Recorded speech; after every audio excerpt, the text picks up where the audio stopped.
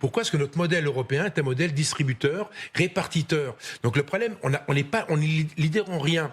Et l'Europe, que je sache, a toujours été leader en quelque chose. Les Français, rappelons-nous, le Concorde, les centrales nucléaires, le TGV, etc., etc. On n'est plus dans ça. Donc le problème, c'est qu'on se dit, on a un problème existentiel au sens où on est plus leader de rien.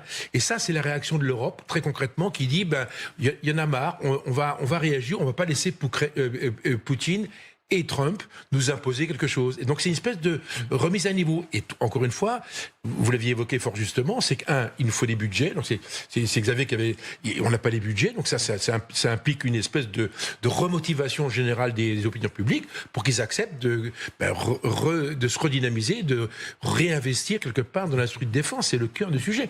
D'autant qu'une fois que vous avez projeté des hommes en Ukraine ou en Pologne, etc., etc., il faut assurer la défense du territoire, il faut créer un nouvel environnement. Il y a des menaces non conventionnelles, des menaces conventionnelles. Et quand les deux se mélangent, ça fait des menaces hybrides. Donc tout ça, on est dans un monde qui est très compliqué pour des gens qui étaient plutôt sur un modèle assez décontracté, puisque les Français étaient qu'à 2% du PIB.